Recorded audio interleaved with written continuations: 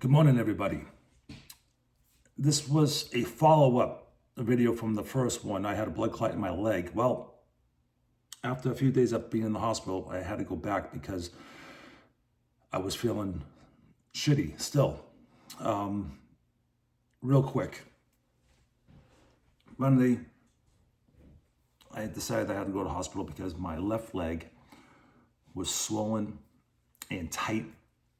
And I have already had an issue previously, years ago, having a blood clot. So I knew the symptoms. And I reached out to my doctor, said, just go down to the emergency room and take a look. So I did.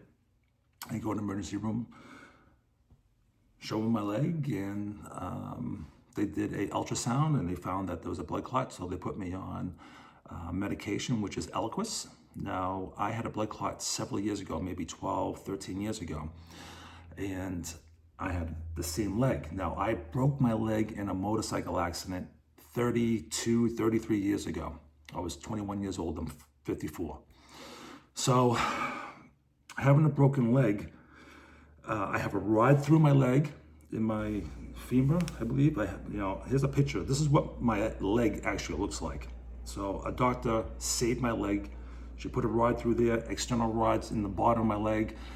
So this leg was always going to have issues. Now, as years go on, I had deep vein or large veins. They were like huge in the back of my leg, and that ended up having a blood clot. A year later, maybe 2 years later after that, I had those veins removed.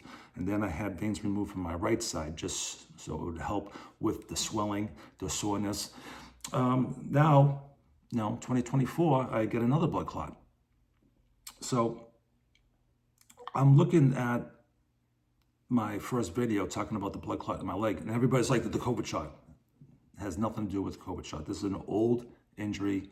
Has nothing to do with COVID or the vaccines or anything like that. It's just an old injury. So when veins can't move blood, or the blood doesn't go through the veins as efficient as they should, it slows down, and therefore a blood clot will occur.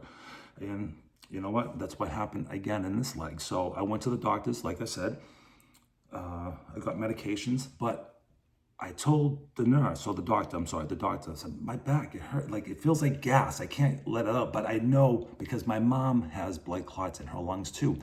My mom had several injuries or illnesses and stuff like that over the years. She had a brain tumor. She had kneecaps removed.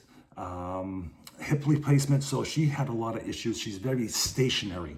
She doesn't move around a lot, so she got blood clots in her lungs. So I know how she felt, and I remembered, it's gonna, if I feel like it's gas and it's just not gonna be fixed by taking over-the-counter gas X or whatever the case may be. And after a couple of days of being on the new medications, I woke up yesterday morning at 2 o'clock a.m. And I still had that gas feeling, that like it's all over the back. It's just not in one spot. It's all over the back. And also I felt just a small little, just a little something in the heart, So I was just like, I feel like shit. But the thing that made me call the doctor actually is because when I woke up at 2 in the morning, this is actually what woke me up. From my elbows down, it was tight. My fingers were tight.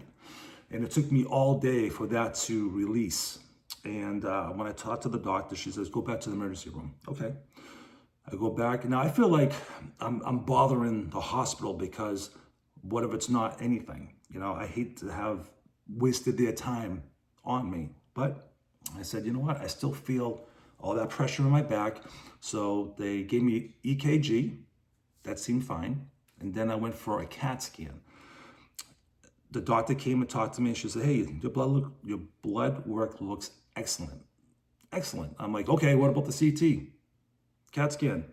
She's like, well, you do have a few blood clots. I'm like, this should have been done on Monday. I told that doctor last night or yesterday in the afternoon. I didn't have to take any different medications. I'm still on the Eliquis. I got to take 5 milligrams in the day, 5 milligrams at night. This may be a life-changing thing for me where I have to be on it for the rest of my life because I have known issues with blood clots. Now, I'm an active person, I'm going to say I'm an active person, but because I live in New England, I live in the Boston area, and it's wintertime, it's cold, just like anybody else. You hunker down, you're not as active. Yeah, I go to the gym, I work out and all that good stuff, but that's 45 minutes a day, 4 days a week. That's nothing. But I try to get out and do some walks, but again, it's just too cold. So I'm stationary as well. I'm online, I'm looking for cars, so that's what I do. I buy and sell cars. I'm online looking for vehicles all the time. I do adventures, I do my YouTube channel, and I do my editing. So I'm online, or not online, but I'm on the computer all the time. I'm sitting here stationary a little too much. But now that the spring's here, obviously I'm gonna get out and be more active, but that's where blood clots happen. That's why I'm relatable to a lot of people. Blood clots happen to so many people, they don't even know that it's even happening. So what does a blood clot actually feel like? So when I got my first blood clot, it feels like you pull the muscle, all right? It gets red, and all of a sudden it starts to get warm, and then it gets hotter. And it's like, this is uncomfortable. That's when you think that's when you should call a doctor and have it checked out. In the back, it feels like it's gas that you just can't get rid of. It's uncomfortable. So the doctor's gonna say, do you have any pain in your back? What the fuck does that mean? Do you have any pain? No, there's no shooting pain, because that's the question I get asked all the time. Do you have any pain? Like, define pain, what do you mean? I'm having heartburnish or gas feeling in my back.